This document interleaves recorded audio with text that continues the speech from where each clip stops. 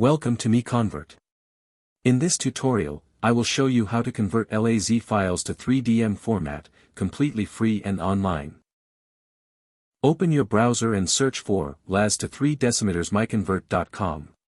Click on the first result to go straight to the converter.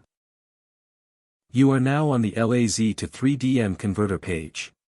The interface is clean and easy to use. Let's upload a file. Click the Choose File button. A file picker will open.